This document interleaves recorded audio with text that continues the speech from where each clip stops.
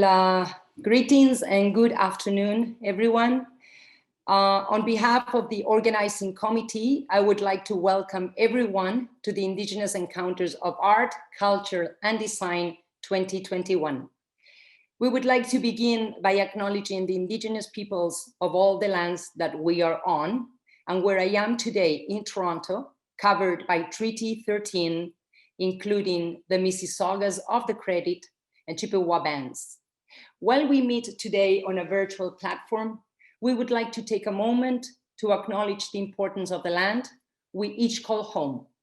We do this to reaffirm our commitment and responsibility in improving relationships between nations and our own understanding of local Indigenous peoples and their cultures. We're very grateful to our speakers, sponsors, and supporters. Thanks to you, this event is possible. I would like to especially thank as well Mecenazgo Cultural de Buenos Aires, Fundación Itaú, Redes Solidarias, the Canadian Embassy in Argentina, and Beatriz Ventura, who is joining this webinar today, for their continued trust and sponsorship, and being innovative during these unprecedented times to maintain the commitments made between Argentina and Canada with Indigenous peoples and their communities. Jeanette Ayay and Juan Namokura will now welcome everyone on behalf of the academic committee. Jeanette, please, thank you for being here. Super, Uklasis Jeanette A'Quayakshith. My name is Jeanette A'Quayakshith, and I'm originally from Vancouver Island. This is my favorite parking spot back home, but I broadcast from you from my home here in downtown Toronto.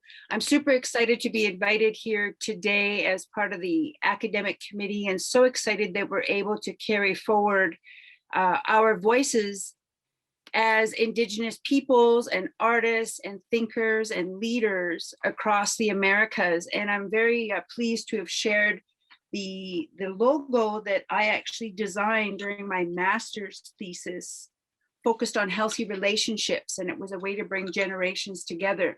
And this logo, I actually had help from multimedia artist, Métis artist Jason Berg to help me make a digital iteration. But it really, that little hand in the middle is actually a baby that shares the exact same birthday as me. And I picked that baby up when she was almost 1 year old. And I just remember saying to myself, this little chubby West Coast baby, this could be me. I was little once. And I was just so taken that this little one sat still enough for me to trace her little hand. And each of those three hands in my West Coast tradition balances the past, present, and future. And we're all responsible for carrying the stories forward to live a good life for those little ones. It's all of our job. So I want to thank you for allowing me to be a part of the academic committee and, you know, share some critical feedback along the way. I'm really glad to see more Indigenous moderators to guide the discussion so that we center Indigenous voices. Very excited that the Canadian Embassy and Beatriz Ventura and her team and all the people that are making this happen are being consistent with their message to join the Americas, Indigenous voices, because we have lived experience of not just oppression, but of excellence. And I'm looking forward to hearing the panel today of leaders in the fashion industry that are making a very important contemporary mark for us all. I hope you all have the change of season you most need. And thank you so much for inviting me today. Take care and chew.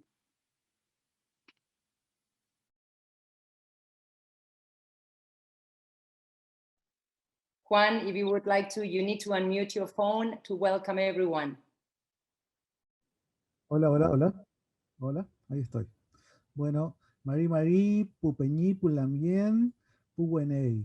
En mi lengua materna es bienvenidos todos, hermanas, hermanos y todos los amigos. En principio, agradecer esta comunión espiritual que estamos teniendo, aún con la pandemia en la que estamos viviendo, pero evidentemente el espíritu siempre es más fuerte, y sobre todo el de la Madre Tierra. Quisiera agradecer institucionalmente, por supuesto, a la Embajada de Canadá, a Mecenazgo del Gobierno de Buenos Aires, Banco Itaú, y una galaxia de instituciones que pueden observar en la página web, que están todas inscritas ahí con sus logos, que la verdad que les agradecemos enormemente la participación y el apoyo.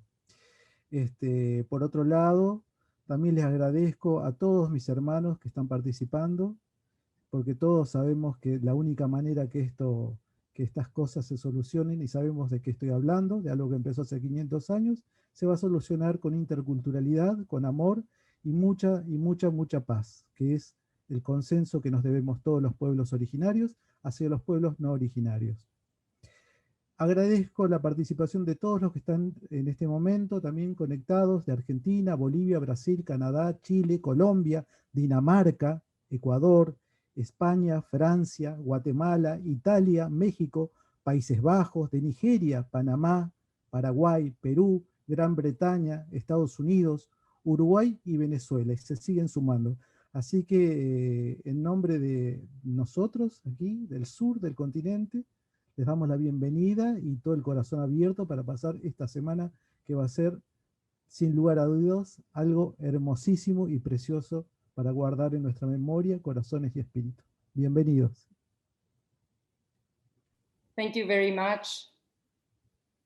Thank you very much, Juan. I would like now to welcome who is going to present the panel. Please welcome Sage Paul, Executive and Artistic Director of Indigenous Fashion Week Toronto, who is actually presenting this panel and will present all the speakers. Thank you, Sage. Hi, everyone. Hi, Ed, Lonate. I hope everyone's doing good. I'm really grateful that you've invited us, Claudia, to be a part of this discussion. And thank you, Jeanette, for the story, which is just, it's such a nice way to start the conversation, is with the story. It really grounds us in a really nice human way. And thank you, Juan, for your words. And also want to thank the Canadian Embassy in Argentina for making these connections. They're so important. Indigenous Fashion Week Toronto, we're a biennial event. We are a festival, a cultural and arts festival that presents Indigenous made fashion, crafts, and textiles. And that's, when we talk about fashion, crafts, and textiles in our community, I think it means a lot more than what people see in mainstream fashion. And that's why I love seeing these conversations that are specifically around the meaning of crafts and the work that we're creating, where they come from, and the materials, how important they are to our families. And you'll see from the speakers that we have today, who are all amazing, that everyone comes from very vast, differently backgrounds, and they'll have so much to impart, and I think you'll all be really excited. So today, I'm just going to look at my screen here, but we have Mila Nakaiko, who is, I know Mila as a high tanner in Indigenous territory, which is in the Northwest Territories in Canada. She's also a really incredible visual artist and a mother, and just holds a lot of really important knowledge, and she spends a lot of time with elders. So I really respect the work that Mila is doing. Celeste Pedri Spade, who I haven't met yet, and we're starting our relationship together and getting to know each other. But I first learned of Celeste's work from what she's applied to Fashion Week, and it's these beautiful garments that are based in Western pattern making, and 16th, 18th century design is the last one I saw of her works, but it brings in a contemporary Indigenous style of creating fashion. And Barbara Attella Ornelas, who we got to meet at the first Indigenous Fashion Week, she is a renowned weaver, and the stories that she holds and is able to pass, like, we have to hold on to everything that that Barbara tells us. It's just the stories and the techniques and the skills are just so important. And then Jean Marshall, who is a bead artist and a quill artist. And when I first met Jean, she told me this really amazing story about when you bead, you have to be in a good place. And I think this is a teaching that a lot of us have, is to be in a good place when you're creating. But Jean showed her work from, like, to visually show us the impact that it actually had on the work that she had created. And it was really like such a great reminder. So today everyone comes with a really great knowledge and stories and really strong in all of their practices. And then Riley Kutrin, who is a PhD and a researcher and who's become a good friend of mine. And he's just really versed in the world of fashion and academia and how to share the stories, how to help communicate that between groups of people. Because I feel like, yeah, as Indigenous people, we often understand, but once going beyond that, trying to communicate that between different people and different communities can take a lot of work, and Riley's just so great at that. So I just want to thank all you panelists and Riley for being here today to talk about the colors and symbols and materials used in fashion and what that visual language is. And thanks again, Claudia, for today. Thank you, Sage. Hello and welcome everyone to Indigenous Encounters 2021, Art, Culture, and Design of the Americas. My name is Riley Kutrin, and I'm an Indigenous fashion student and professor from Bigtagong Nishnabeg, but I work in Toronto, Canada. Today's webinar panel is Colors, Materials, and Symbols, the Visual Language of Fashion. And hopefully we'll be able to reflect a bit more on how fashion communicates meaning, which is so important to Indigenous peoples. A reminder to the audience, there will be time for questions at the end. So feel free to ask questions at any time, and you can ask those in English or Spanish through the Q&A feature. But without further ado, I would like to start by asking panelists to introduce themselves a bit more and perhaps talk about the work that they do. And I'm just going to pick on you how I see you on my screen. Mila, you're up first. Hello, everyone. My name is Mila Nakaiko. I am Dene Suslene from Northern Canada and the Northwest Territories. I'm currently living in Yellowknife. I'm a visual artist. I am a land-based Indigenous art instructor. So I teach land-based Indigenous practices such as moose hide tanning. I'm working on helping communities revive a lot of our ancient techniques and bring those into our designs and pieces that we wear today, like these earrings. Beautiful. Celeste? Ani bonjour, everybody. My name is Celeste Pedri Spade. I'm an Anishinaabe Kwe. I'm a Ojibwe woman from Lac to Mille Lacs First Nation, or Nizatikung, Place of Poplars in Northwestern Ontario. I'm a mom of 4. I'm a visual anthropologist. I have a PhD in visual anthropology, and I'm a Queen's National Scholar in Indigenous Studies at Queen's University. So I like to think of myself in the words of a fellow artist who calls herself a research-based artist. I like the way that she put that. So I'm a research-based artist that's really interested in advancing Anishinaabe arts-based methodologies that really privilege the felt and embodied and tactile dimensions of Anishinaabe knowledge systems. And I really see that this is something that is not new, that has been carried forward by many different Anishinaabe since time immemorial. And I've been particularly influenced by women in my own family and women in my life. And my practice is really devoted to their stories and their lives. Miigwech. Thank you so much, Celeste. My apologies, everyone. Questions can be sent in the chat, not in the Q&A function, and you can send them directly to Claudia, and Claudia will do some translating. Barbara.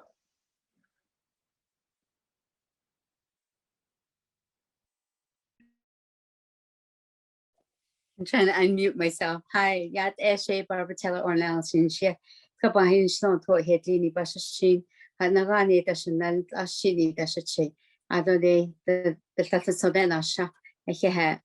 Hi, my name is Barbara Taylor Ornelas. I'm of the Edgewater people, born for water that flows together. My grandfather's people were one who walks around in Red Bottoms land. I'm from Tugra Hills, New Mexico, but I live in Tucson, Arizona. I've been a weaver for over 40 years. I'm a 5th generation weaver in my family. I have 6th generation weavers with both my kids and 7th generation with my granddaughter. and my grandson's about ready to learn. So it's weaving has been very important to my family and to my people.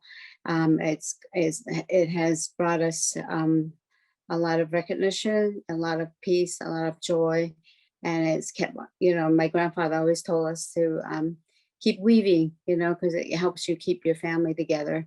And I really truly believe, what he taught us, and and I say those words to my children to make sure that they hold on to our culture and our weavings. Thank you. And last but not least, Jean.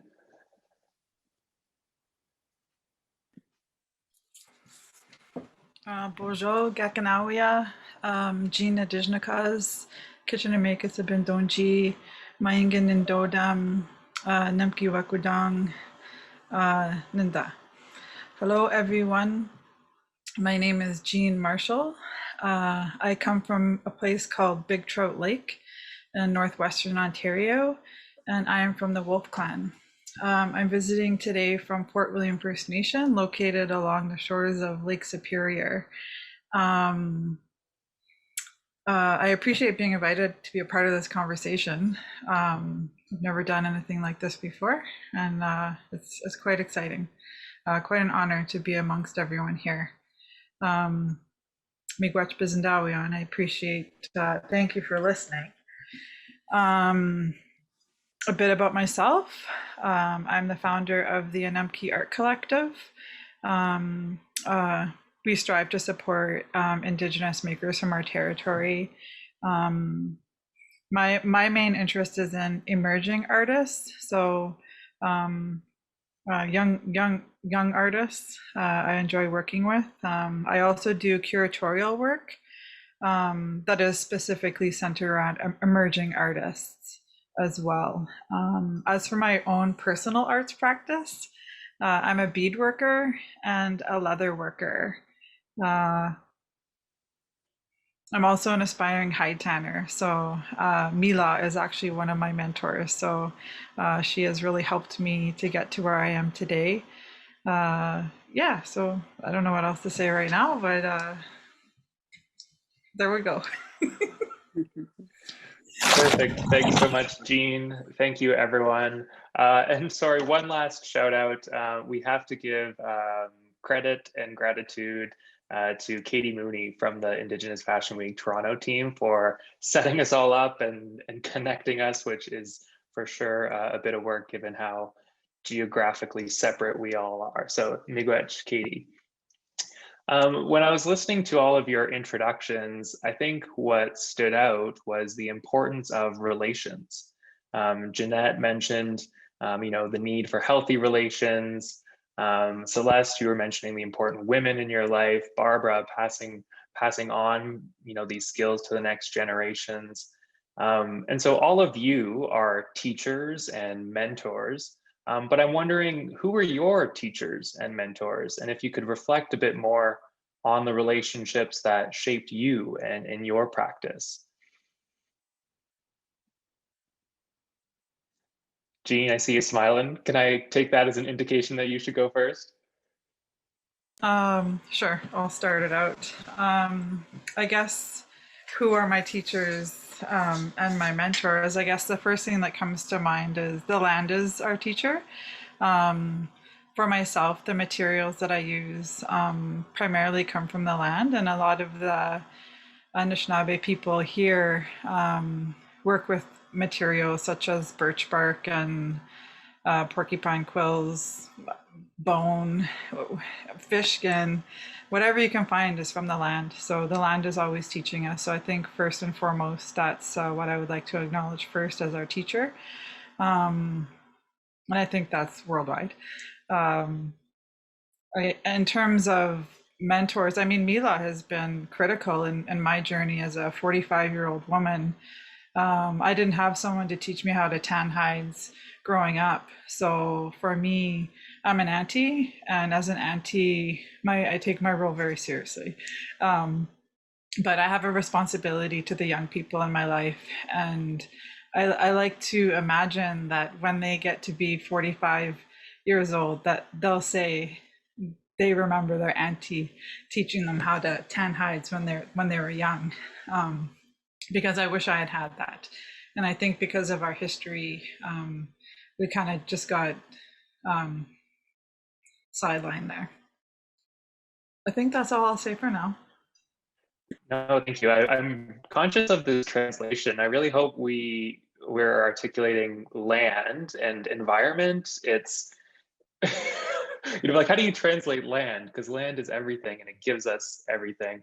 And also aunties, to us, like your mother's sister, your aunties, like the maternal figures are so important. The maternal figures are so important to your learning. Mila, could I throw it over to you? And could you also do a bit of explaining about what hide tanning is for the audience?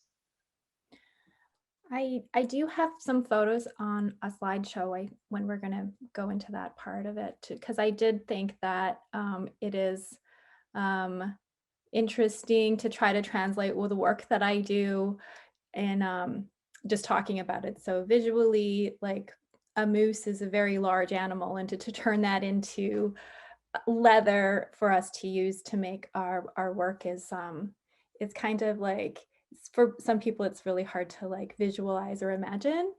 But for mentors, myself or my elders, my grandmother, and really a lot of, because of colonialism and residential schools that happened up here in Canada, I didn't have anybody to teach me my teachings or to how to tan hides, because everybody in my immediate family went to residential school.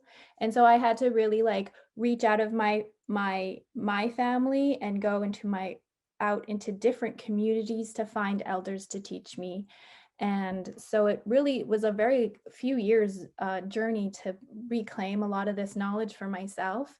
And from that process, though, I have so many elders and mentors that have taught me many different techniques and stories that I've incorporated into my work. And I'm able to teach from all of those teachings. So I kind of like have like a very wide, rich knowledge of hide tanning in the North because of having to go out to reclaim this knowledge.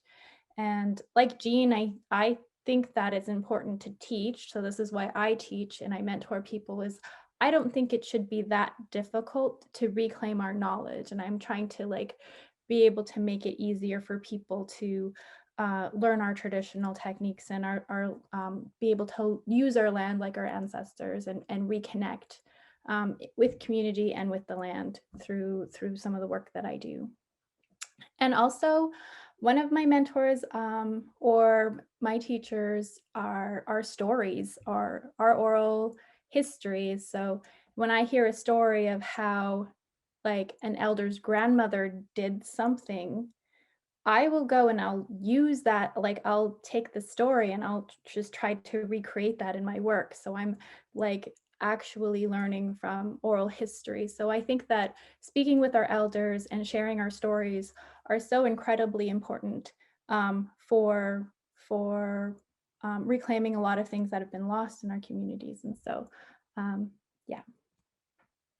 Amazing. So a bit of a beautiful tapestry of a whole bunch of elders and knowledge and stories. That's really beautiful. Celeste, any relations come to mind? Yeah, I mean, I agree with everything that's been said. I feel that the most important relationship that has informed my work has really been my relationship with my mother, who is, one of I think she's overcome so many things in her life. Like, we're talking about things like, residential schools and disconnect and 60 Scoop and in Canada, all of these things that were really aimed at kinship and at our families. And watching my mother is only 17 years older than me, and she was only 16. My grandmother was 16 years older than my mother, and we have this history of disconnect in our family because of colonization, and making has been that way for, I think, watching my mom reclaim a lot of her own health, and reconnecting back in a positive, healthy way to her family. And that's what I wanted to, I honor in my practice. And I feel that picking that up has then strengthened the relationships that I have with women that are both in my life presently, and also women that I know are my ancestors. So, wanting to learn more about who people were in my family, particularly women. And I think it's really wonderful when we're able to pick up those pieces. That history is something that provides that foundation for me. And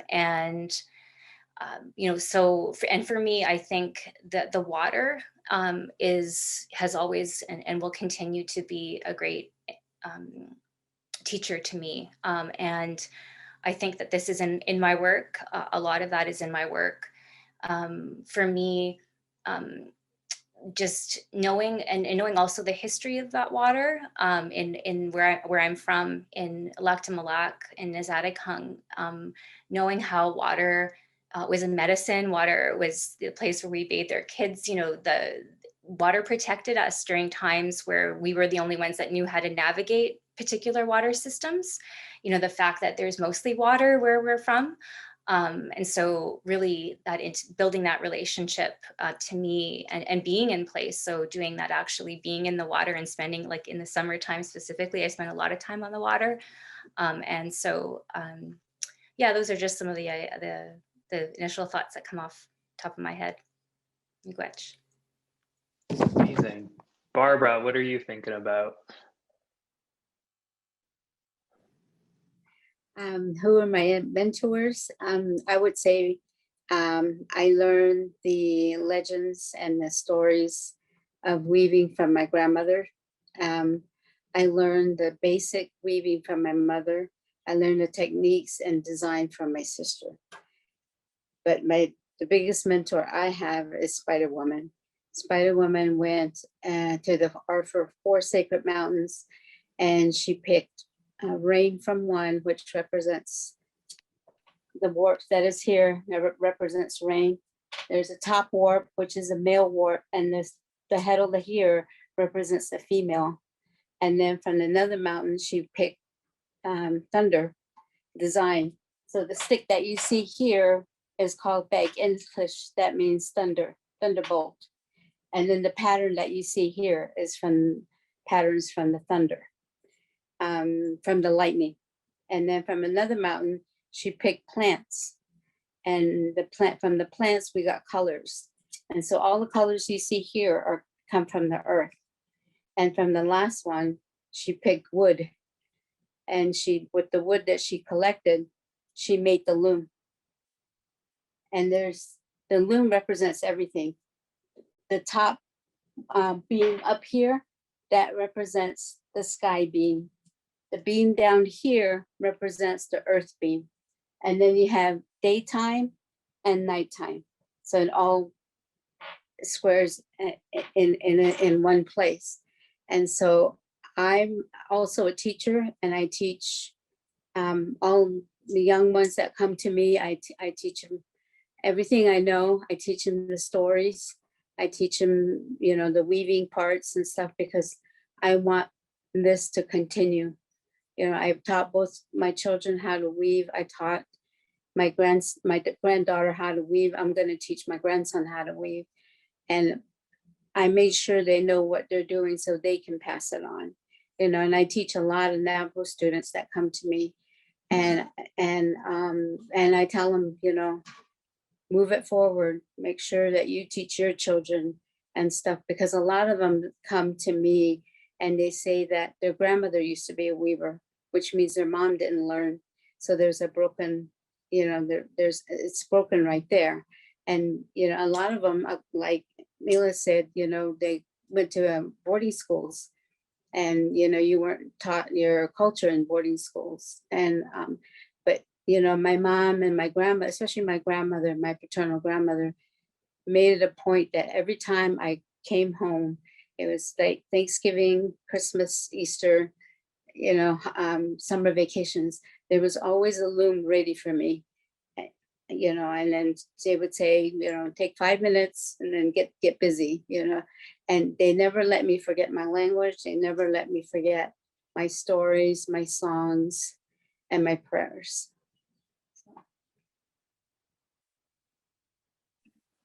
That's so beautiful. Thank you, Barbara. Mhm. Yeah, I was reflecting through all of your answers. I think one of the common Indigenous experiences is that disruption that happens across generations. But I think what is inspiring about all of your practices is how you are trying to mend or heal those connections, and sometimes traveling to do that, or working with elders from different communities. So it's really beautiful to see that resurgence happening of that transmission of knowledge. Mila, I'm wondering about materials and what we can learn from materials. I think we heard a lot from Barbara about all of the stories that come from the weave, and how the weave itself is the land, is the sky and the ground. What do you think, what are the kinds of things that you learn from hide tanning? And maybe if we could throw up some of those slides, that would be great as well. Okay.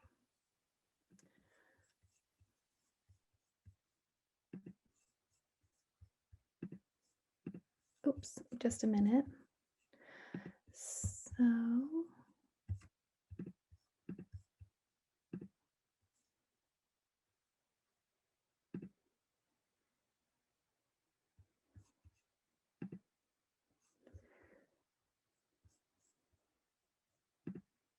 can you see this? Okay, so for materiality, I work with, or I tan moose hides. So a moose is a very large animal, and this is the very beginning of the process of cleaning off the meat from the moose. And my family still harvests moose. We live very far north, and this is part of our everyday life, is hunting and sharing the meat with our families and stuff. And so I work with an organization. I'm a founding member of Diseño, and some of the work that we do is create hide tanning camps, where we put on a camp and people come and learn how to tan hides with us. So this is one of my kids here working with me on a moose hide. So this is the beginning process. This is another camp that scraping hides with the kids climbing. It's very community oriented. There's Jean here with us in Fort William, our hide tanning fam. And through the process, through the years of working with hides, for myself as a Dene person, it was kind of like an integral part of our survival up here. We have very long and cold winters, and the leather from the moose and caribou were used for our homes, our houses, our teepees, to make our sleds, our boats. We made boats out of moose hide. And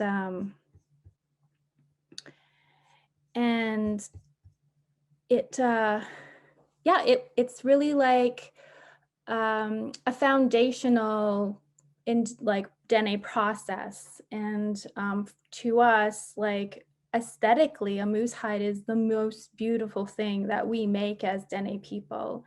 To create to be able to tan a beautiful moose hide that we can use for our clothing. It's a really important part of our identity as Dene people. For our vests, like today, we wear our men use vests, and we wear our moccasins still, and mittens, and there's other parts of other, like our purses and earrings, especially now, is a part of like being able to carry a little bit of that hide with us. And it's like the smell, it smells like smoke. It's just like our senses and the texture. It's really like our very first canvas, as well as a people that we're able to like bead or quill with, and which is like important for our nation, all nations, is because like our styles and our motifs are different. So they're like kind of like identifying us and our tribes and our nations and stuff like that. So it's and also like to be able to teach hide tanning to artists to have their own materials to work with. It's pretty like empowering. And there's a lot of things today that is really important in like sustaining our communities, Indigenous economies. It's an Indigenous climate solution so that we're like moving away from commercially chemically tanned materials and using our natural materials from the land. It's it brings our communities together. In some of the pictures, there's our elders and our children are running around camp, and it's really and it's healthy. I think, as Sage mentioned, that when we do our practices, we have to maintain like good thoughts and a positive way of being. And so when we're working on our hides, we're thinking positively and passing down all of these lessons in a good way to each other and to our children.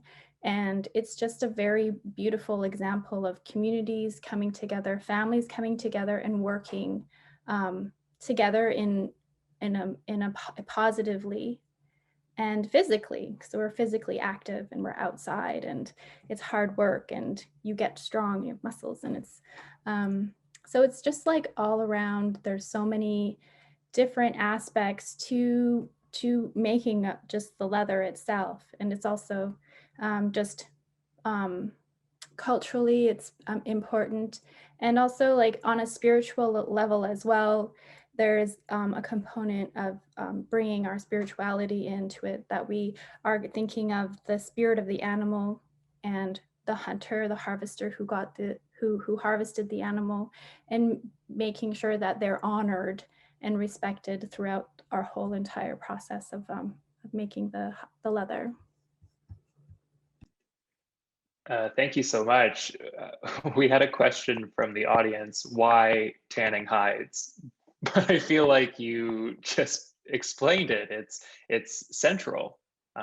It's the center of Indigenous life, really, and it's not external to survival. It's your food, it's your clothing, it's your shelter, and it's your culture. Like, because all those stories get passed on through the act of sharing that between generations.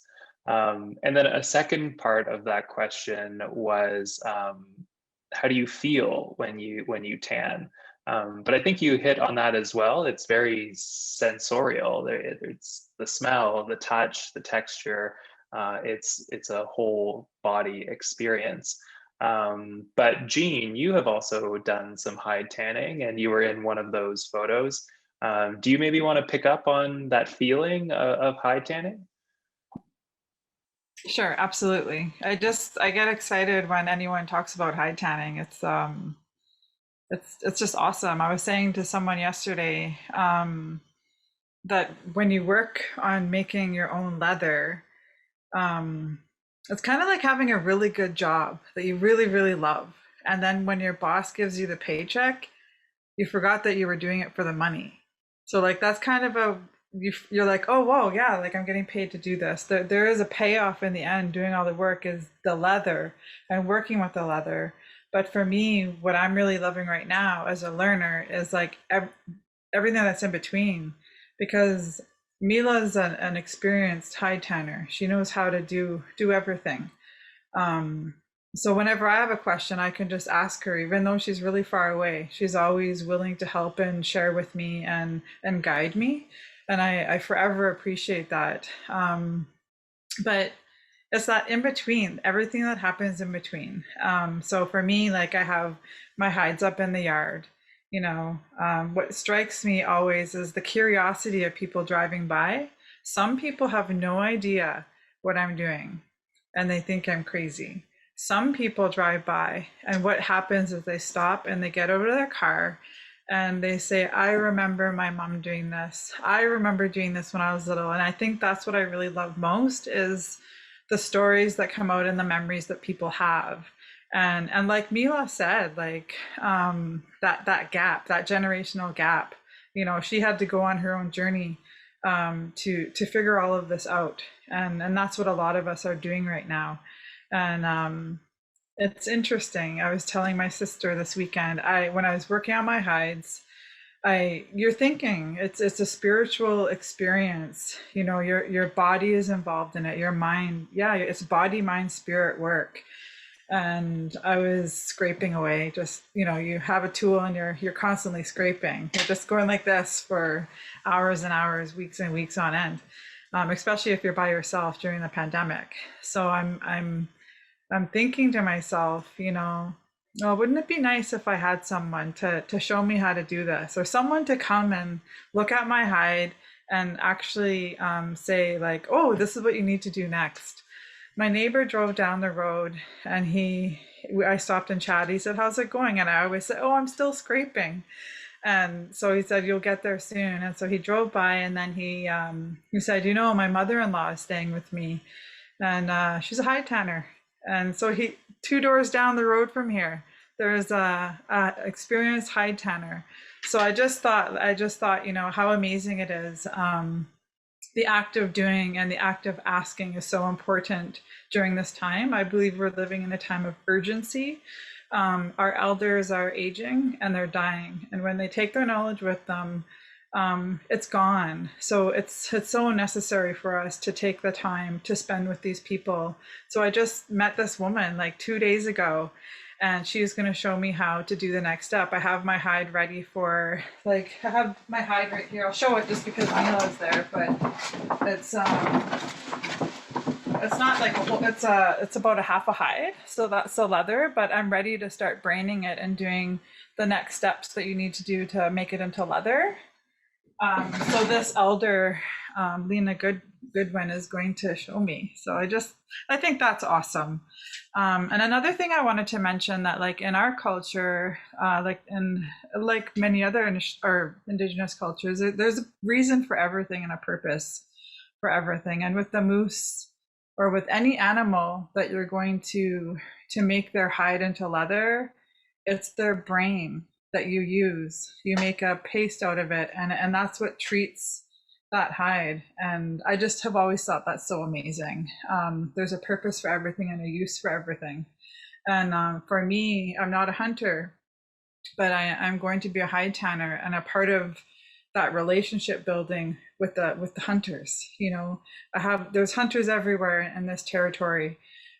So now I'm starting to build a relationship with them. And whenever I meet them, they say, I'm so happy to meet you, because now when we get our meat, we'll bring the hide to you now. They're not going to leave the hide in the bush to go back to the land. They'll bring it to us, the people who are doing this work now. So I think that's really special and really important. And Mila touched on that too, like acknowledging the people who do the work, right? Because we have like 5 moose hides that we're working on over here, me and my sister-in-law, and it's like, I'm like, which hide is this? And I try to remember like who the hunter was that it came from and how important that relationship is, because they did all this work prior to bringing it to us. Yeah, so I think just to wrap it up there, I think, the good thoughts. I know Sage had said at the beginning that I shared a story. I was sick for a while, and I love doing beadwork. I love doing beadwork because of the color.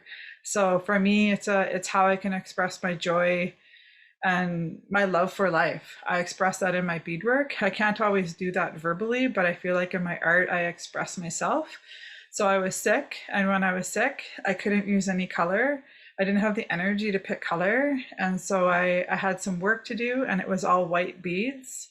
It was just white, and so it kind of reflected where I was at in that time. I just didn't have the energy. And then it turned out that at Toronto, Women's Hospital in Toronto actually purchased that body of work. And I just thought it was so interesting that I was sick when I did the work, and then now it ended up in this place, a women's hospital. Just kind of crazy story there. But I believe now that this hide work, it's healing work for our people. It gives you a sense of purpose. It gives you a sense of identity. It makes you feel like you belong somewhere. You know, in our community, there's lots of substance abuse. There's lots of suicide. There's a lot of really intense issues that are very real and happening here. And I believe that hide tanning is a way to create a safe place for people to work together and heal together. But that being said, this work, if you're in a bad place in your mind, this brings you to a good place. So if I'm feeling bad or feeling in a negative headspace, just the act of doing this work helps me out of that rut that I might be in. So I know a lot of people say with beadwork, you know, you have to be in a good place. And my sister-in-law Sharon and I said, well, no, like actually doing the work helps us to get out of that place, the dark place that we can sometimes find ourselves. Whew, okay, someone else. There was so much in there. That was so great to listen to you. Thank you so much. Yeah, you made me think at the end there, like ancestral memory or blood memory. Like it's something in us as Indigenous people, and we remember how to actually do, whether it's the weaving or the hide tanning. It's in our bodies, and it transports us across time, and that's the really beautiful healing part. We just had some questions earlier in the chat. People were wondering about how you select an animal or what goes into that, but it's my understanding that you know, any animal that's local. It might be moose, it might be caribou. I've heard of like beavers being tanned in my community. So it is very, very locally specific. So that's what I might just add to that question. But Celeste, we haven't heard from you in a bit. What are you thinking about through all this? I'll just be quick. I know I want to listen to Barbara more than, and I know that we have a 6 o'clock stop, but yeah, you know, I think that part of that that blood knowledge, it actually is activated through our relationships with the material environments. And I know we've talked a lot about hide tanning, and I lately I've been really wanting to talk about wigwas as Anishinaabe people. Wigwas is birch bark. You know that there is a master. I call her a master birch bark maker extraordinaire named Helen Pelche on Fort William First Nation. And she's such a wonderful person who's dedicating her life to it. And for me, I've worked with wigwas just a little bit. I've learned from my mother's cousin named Madeline Ross Cogler, who learned from her mother on how to harvest wigwas and how to use it, primarily making baskets. But people like Helen they make all sorts of wonderful things that are from earrings to earring holders. And I guess I'll share my screen just to show how I've utilized it in my work, if I can figure out how to get my computer to listen to me. So here, I think everybody, hopefully you can see it, is a corset that I used by piecing together harvested wigwas bark that I had. To me, often I don't go into things with necessarily much of a plan in mind, but more sometimes just going with the flow. My mom's taught me that material, like all the materials that we have, they have that life, they have that spirit. they have their own personality, she would say. And so sometimes, you have to listen, and even like the personality of the wigwas or other kinds of materials like hides, you have an idea in mind, and then you have to abandon that idea, and then it'll guide you down another path. And for this particular garment, I was really wanting to just do something with harvested bark that I had, and making this piece corset. This entire series, this was one of 5 different wearable art projects that were really about pushing back against exploitive relations with the land. And I listened to, I mentioned Helen Pelche. I listened to an interview that she gave recently on CBC, and she mentioned, she gave the teaching about how for Anishinaabe, it's the tree of life, and how Wigwas has taught us how to live sustainably with the land since time immemorial. And that echoes in my mind when I think about this kind of things, because this particular project was in a way a kind of a creative project to kind of re-envision a different kind of past that we had with early settlers, one that could perhaps be founded on more female-led matriarchal relations between early settler women and Anishinaabe women. And this idea that perhaps we would be in a very different situation today if we had had a different kind of relationship in my homelands that wasn't so based on extractivist logic, with taking from the land all the time. And so, this, again, I'll just get out of stop that with there. But again, I think of this as a lifelong journey with the land and with the materials that we have. And I'm just really honored to give a shout out to Wigwas and to Helen. Miigwech. Thank you so much, Celeste. That's the thing about Indigenous materials and materiality, is all of the lessons that come with it. It's a really fine balance of, how much tree bark to harvest, and what you leave and what you take, and that's a very delicate line. But with that comes lessons of sustainability or being in good relation with plant and animal life. Barbara, we haven't heard from you in a bit. I'm wondering about those lessons that come from weaving.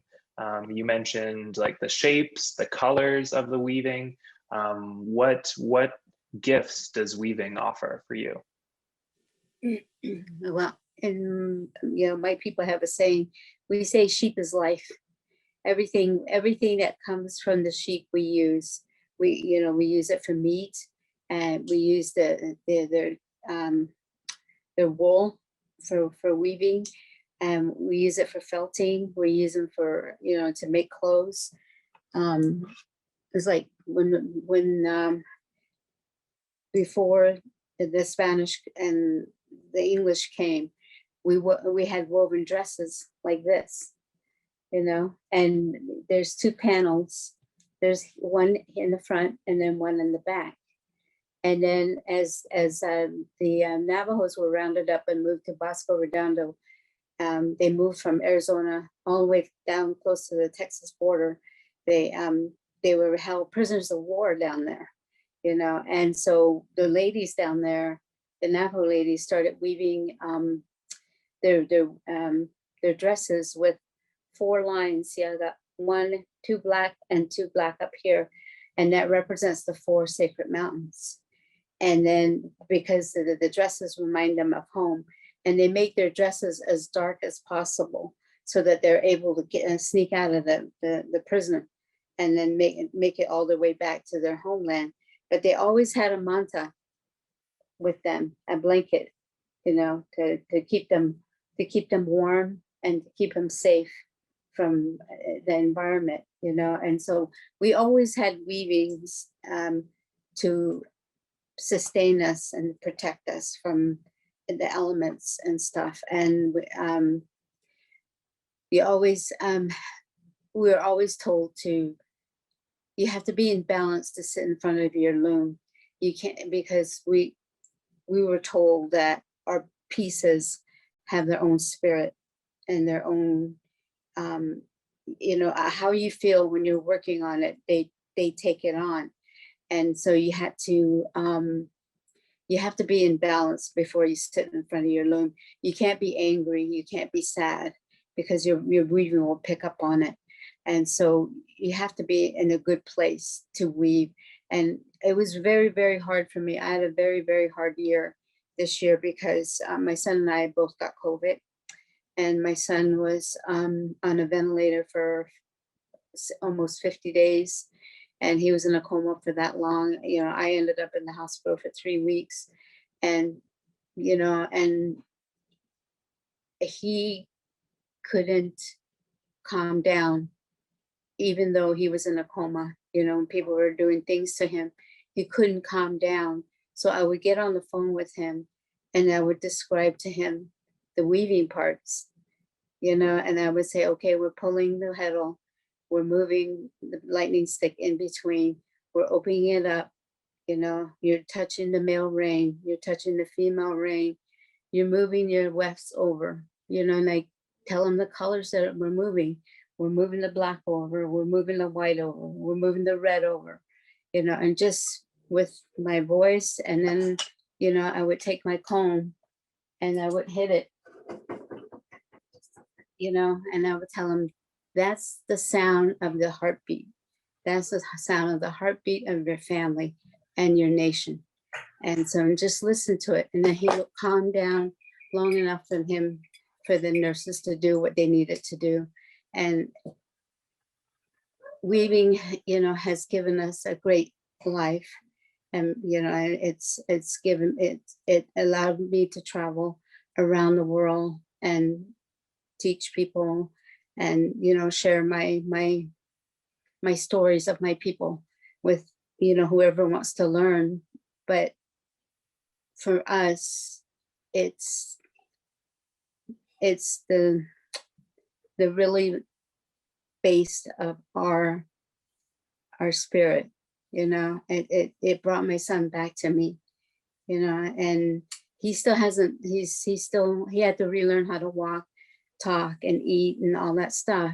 But, you know, he touches his weavings every day to make him stronger, you know, and he's getting there. He's building it back up. And I'm finally, within the last month and a half, been able to sit in front of my loom again and weave. And, you know, we take comfort in that, you know, but it also taught me that being sick and not being able to do my work, I realized that I'm running myself crazy, traveling, teaching weavings and doing this. And it was nice just to be home and reconnect with my work, you know, remembering my songs and remembering my prayers, you know, and just reconnecting with my work has really, really healed me.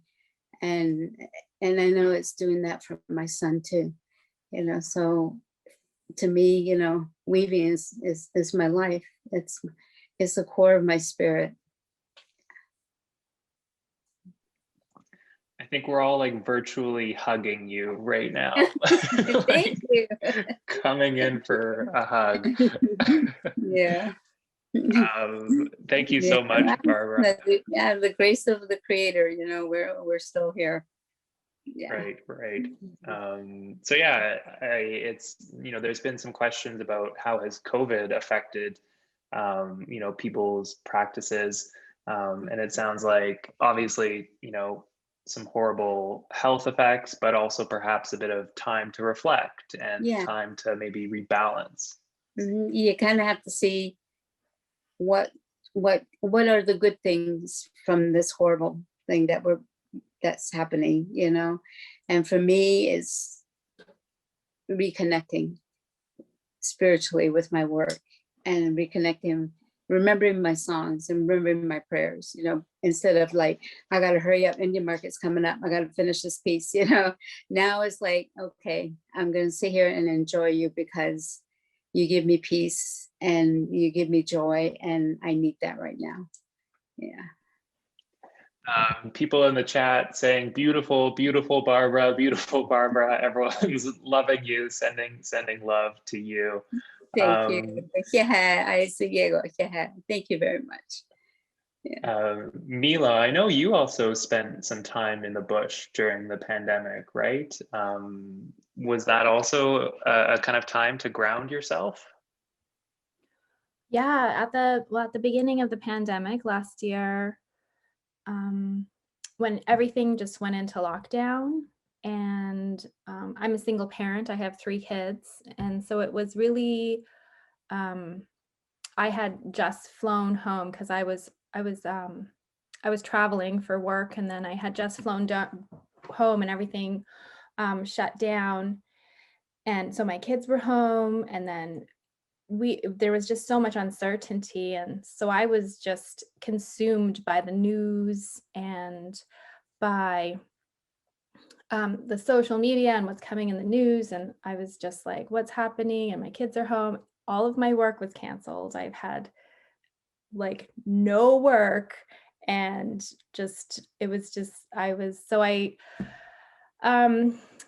working with some elders, and we were talking about what was done in the past during epidemics. So we've had some flu epidemics in the past that really devastated our communities up here. And one of the teachings was that we would go on the land in our small family, in our family groups. And so I was talking to my parents, and I traveled to my traditional territory, which is a little south and west of where I live, in kind of in the northern part of the Rocky Mountains. And we set up a camp. And so I took my kids out there with my parents, and we were there for 5 weeks. Just about this time last year, just to watch the seasons turn, just to ground ourselves with the land, just to be completely disconnected, and just kind of like reconnect. And I made a short documentary about it. You can watch it on the NFB, the National Film Board of Canada, and it's called Kita Among the Birch. And yeah, it's just a kind of like a visual journal of the work that we did out there, just making fires, getting wood and cooking, and watching all the birds return. We live really far north in Canada, and so there's a time of just like a couple weeks where there's just thousands of songbirds, and the geese and the ducks and everything come back. And so we were out at camp during that time, and it was just so incredible to be able to just live in a tent with my kids. And we worked on hides. My kids fixed one hide on their own, and I did a lot of work out there with our hides. And yeah, it was really important just to like kind of like ground myself, reset, and just kind of like be able to just like make a plan of what I was going to do work-wise, because everything was canceled, and also like teach my kids remotely, single parent. And then yeah, so we came out of there completely rejuvenated, and having a better grasp on being able to live through the rest of the pandemic. Hopefully, yes.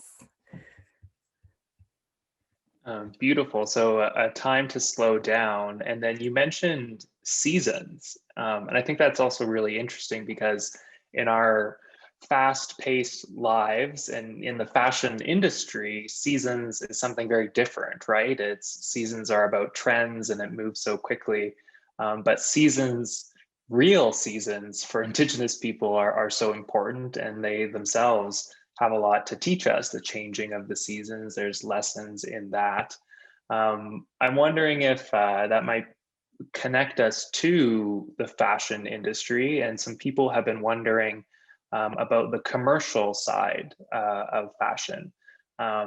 So does anyone, if you could reflect on artistic versus commercial fashion, how do you straddle that line? Yeah. Jean?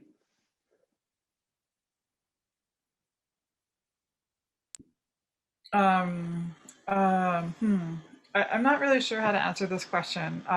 Commercial fashion. I feel like myself, I'm a really low key kind of person. I don't really consider myself a huge part of the fashion industry per se. But I feel like maybe someone else could answer this question better. Well, I think that's a really fair assessment to start, is that there is this tension between, you know, the artistry that we do and then the industry kind of pull to commercialize it. And maybe we don't need to commercialize it. And I think that's really fair as well. Well, I guess what I can say is, as someone who is part of, like, I guess, like the slow making movement, you know, like everything that I make takes months to complete. So I can't mass produce anything that I do, which makes it hard to be a part of the fashion industry. But I mean, you know, working with Sage with Indigenous Fashion Week Toronto, a part of the work that they're doing, what was so unique about it was they invited me to curate 11 makers from this territory to be a part of it, and each person made 10 items. So that was a really nice way to like integrate people who don't have the time or who don't believe in mass production. They all made original pieces that were made available during that time. So that was great. And also like the value and the pricing of things as well. The consideration of that, the value is high because of all that time that went into it. And I think that's the struggle as makers. You know, Barbara can probably relate with the weaving. You know, it takes so long. How do you put a price on things, especially when it's a part of your culture, it's your story. Some things just aren't for sale. Some things are gifted to your family to keep those stories within your own realm for the importance and significance of it, right?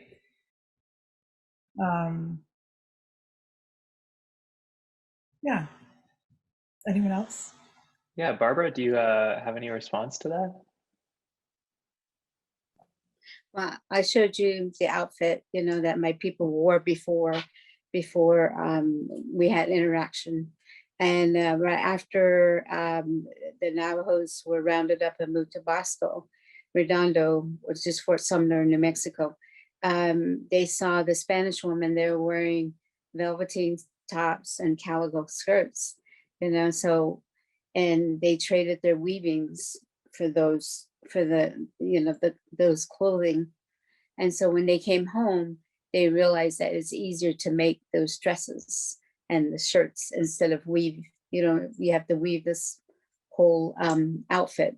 And so somewhere right after 1868, the fashions and Navajo weaving changed from woven dresses to, you know, velveteen tops and calico skirts. And then for, you know, for years and years after that, Navajo women were known for the outfit instead of the woven pieces. And it wasn't until maybe 25 years ago, the weaving, the woven dresses started to make a comeback. Now it's a really big deal, like when people are graduating from high school, college, even, you know, like from preschool, you'll see these little girls wearing woven dresses. So it seems like our Navajo fashion is kind of moving back to before, you know, before we had interaction. But we have a lot of Navajo designers. You know, one of my favorites is Virginia Ballinger. She has a company called Navajo Spirit out of Gallup, New Mexico. And she combines both, you know, the velveting and the woven stuff. And she's done really amazing stuff with her clothing. And she's taken them, she's had like fashion shows like in Europe and in Russia and, you know, all these places. And so, and then, you know, like the next generation, it seems like they're taking it further and further, and they're creating these amazing outfits and stuff. You know, at first I used to sit there and go, God, I would never wear that, you know, but now I'm like, ooh, I wish I could wear that. So, it's just amazing how crazy it gets, but then it always comes back to the very basics of fashions. And then of course it goes back the other way again, because they always say, like fashion is like, people are starting to wear, the 1970s clothes, and it's like 2010, so it always makes a turn somewhere down the road. Somebody discovers your old jeans, from the 60s, and and they make it fashion again. And so I think it's one of those things that it's just evolving, and then for people like me, we never change. We stick with, t-shirts and jeans. And that's like basically my fashion. So yeah. But it's great to hear that young generations are returning to that weaving and reinvesting in those skills and creating new fashions. And there's a woman named Florence Riggs, and she does amazing woven dresses, and she'll put any designs you want on these dresses. And a lot of people do like their high school mascots and stuff, but my favorite one she did was, the album cover from Abbey Road, where the Beatles are walking across the sidewalk, the crosswalk. She did each Beatle, and then she did the notes to one of their songs in the dress, and it was amazing. I mean, they do all kinds of stuff, and so it's just not like, not like Navajo designs at the bottom, and then the black in between. They still do the black in between because that's the center of your universe, right? But up here and then down here, they design all kinds of stuff. And this is really amazing to watch. Yeah. Thank you so much. Mila, any thoughts on this fashion industry connection to something like hide tanning? I'm in I think it is the slow fashion, and it's also just like the revitalizing these land practices in our communities. And I see so much exciting things happening, especially in jewelry and adornment with leathers and hides and fish skin and stuff happening. And it's just a very beautiful and simple way to incorporate like Indigenous jewelry into like our everyday fashion, and as a form of identity and supporting our Indigenous artists. And but definitely moose hide is slow fashion, and it takes a while to do the work, but it's also, I think it's a beautiful material to work with. It's to bead on a very well done, traditionally smoked hide it's like beading on clouds. It really brings your artwork out. Like if you see like a vest or a purse on a moose hide, it's just incredibly beautiful. That it's been made with love and care, and all of the pieces are incredibly unique. It's for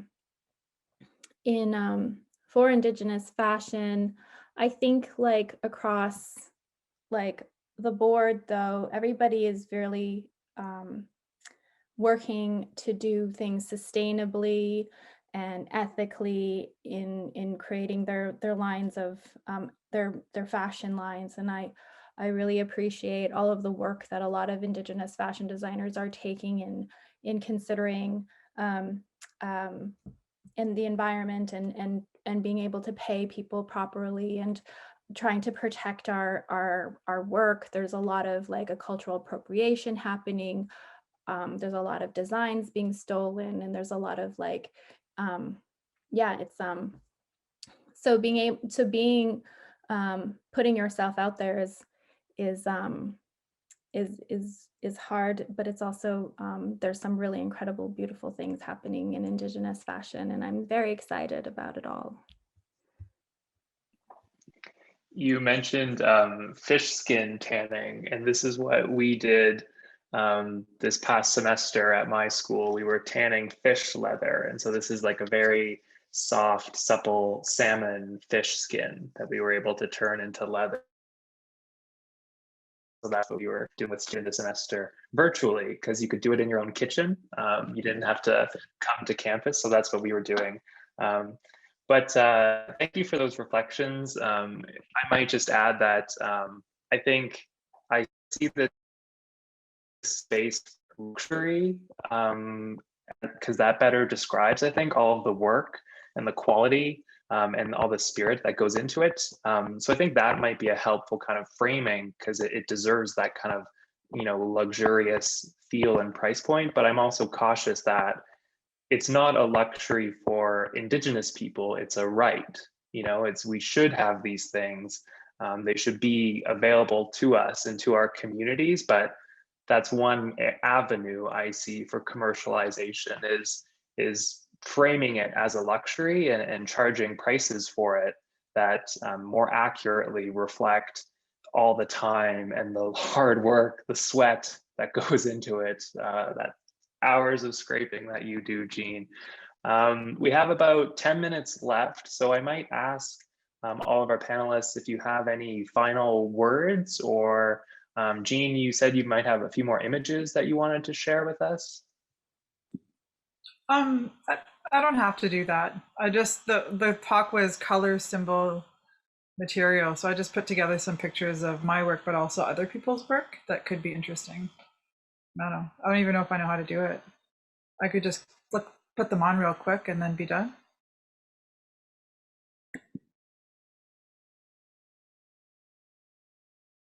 Oh, I'm not sure I know how to do it. Oh, wait a second. Okay.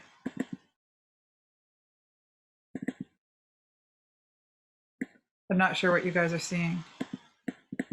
We can see your whole screen. So if you, oh, there you go. Oh.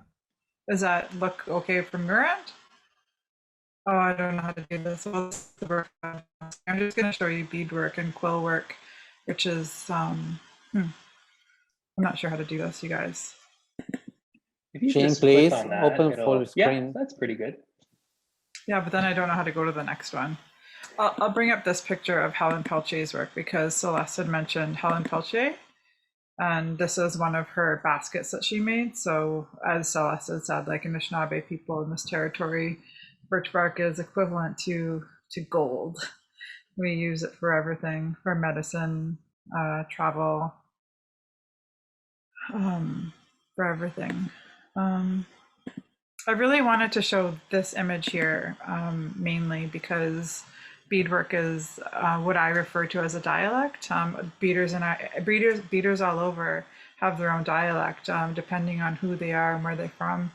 And I'm sure Barbara is different stories and colors and symbols to define where their identity, where they're from. But this is from Justine Gustafson, and this is a family. This represents their family, this particular image. So I just find that really interesting as a beader. I'm always interested in other people's beadwork and what it means to them. So these two flowers are the two sisters, and the brother is, or the blue flower is their brother who has since journeyed. And then the blue flower on the bottom is their dad, and then there's their mom, which represents water. But there's also this other image here. Oh, I'm so sorry. I'm just going to shut this down.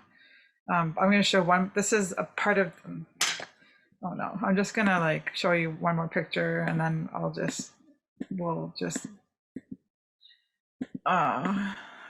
Here, this was the color picture I wanted to show you mostly, and materials. Just the importance of using materials from the land. So these are porcupine quills. Using commercial and traditional methods. So I'll just end it on that. And next time I do a Zoom, I'll learn how to do a slideshow proper. It was beautiful. It was great. I missed out on a whole bunch of stuff, but that's okay. Thanks, guys, for your patience.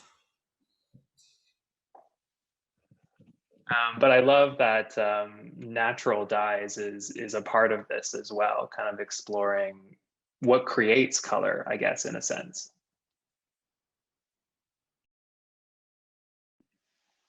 Barbara, any final words of wisdom? Any final words of wisdom? I think I believe everybody is an artist. You know, what is art? You know, you create something out of nothing. Every day we create something. And, you know, whether it's something with our hands, something with our minds, you know, something with our body, but every day we do something different. Maybe you might not know it, but you're doing it. And it's supposed to give you peace and joy. And it's supposed to give you a balance. And, you know, I pray for that every day. And I think for my life to be balanced, so I can live forward, so I can love my family and create, you know, beautiful pieces. And yeah, you know, there's no time for anger. There's no time for hate, you know, because those things, they don't matter, you know, but love does, joy does, happiness does. So if you feel sad, depressed, whatever, find something good in your life and make that your focus. You know, for me, it's my family, you know, and my family was kind of scattered a little bit, but after my son and I got sick and we lost my nephew was a home healthcare worker, and he brought it home to my house, and the COVID, and he passed away probably 10 days after he made it into the hospital. But my family came together, you know, and we became one again, you know, and we hadn't had that since our parents left. You know, our parents were the ones who kept us together. But then when they left, we just kind of went our separate ways and did our own thing, you know. But once my son and I got sick, everybody was here, not in person, but in spirit. Then they helped with, you know, they helped us through this whole process. So for me, you know, my joy and my happiness is my family. And you just need to find that and, you know, just appreciate every day. Appreciate every day. No more hate, no more, you know, no more two sides fighting each other. All that doesn't matter. You know, just live your life in balance. And we're going to be okay. We're gonna be okay. Those were some words of wisdom. You knocked it out of the park. Thank you. Mila, any final thoughts? I just am really want to just thank everybody for inviting me to be able to share my work with everybody. It's been a very hard year not being able to do my work and share my teachings and be in community and seeing my elders. And so, oh my goodness. So like being able to like share my work and talk about how much I love doing what I do and my culture, my land, my people, and reconnecting with Barbara and everybody here, Jean. It's really nice to have and be included in this community. So I'm very grateful for that. And thank you for letting me share my work. And I love high tanning. I can talk about it all day. Thank you so much, Mila. Celeste unfortunately had to leave us a bit early. It's her son's birthday, and I think it's dinner time here in Canada. But she sends her love and gratitude as well. I'd also just like to thank the organizers of this event from all over the world. It's beautiful to be able to connect like this. And I was reflecting on how colonization, you know, tries to separate us, and it tries to make sure we don't connect and that we don't talk to each other. And so it's just really beautiful that an event like this can connect us across borders, across oceans, and realize how much we have in common, which I think is so beautiful. So Gichi Miigwech, thank you everyone. Claudia, I'll throw it back to you. Fantastic. Thank you so very much. This has been amazing. Thanks to every one of the panelists, moderator. Thank you, Sage, for having brought and presented this from Indigenous Fashion Week Toronto. Thank you again, Beatriz Ventura, for being here. I don't know if you would like to say something at some words for us, or as you wish. It would be a pleasure, of course. And I would like to welcome everybody tomorrow, same hour, 5 o'clock in the afternoon, Canada Eastern, 6 o'clock Argentina time. The link is the same one as today. You can also get through that link directly on our webpage, which is www.xi2021/xi.com/2021. Thank you again, and I'll ask probably Beatriz, if you don't mind, to give us some words on behalf of the Canadian Embassy. If you can unmute your. Thank you. Thank you so much, Claudia. Muchas gracias a todos los participantes. Realmente fue una gran alegría. We are so happy to see you all together, because being together is what makes us stronger. Our knowledge, when we share it with others, makes knowledge stronger. And as I shared the last time we had a conversation like this, everybody in the Americas, I am sure, has a part that is Indigenous. I have an eighth part of me that is Indigenous, from the Waterman Nation in the Andean communities, and they were weavers. My great-grandmother and all my ancestors on that side. So I was really fascinated to hear what was spoken about weaving and about slow culture, because we have to stop sometimes. We have to stop and reflect, and we have to bring all that into the work we do. So thank you for giving us a chance of being able to support this event and other events in the future. Thank you, Beatriz. Thank you so much. I hope to see you tomorrow.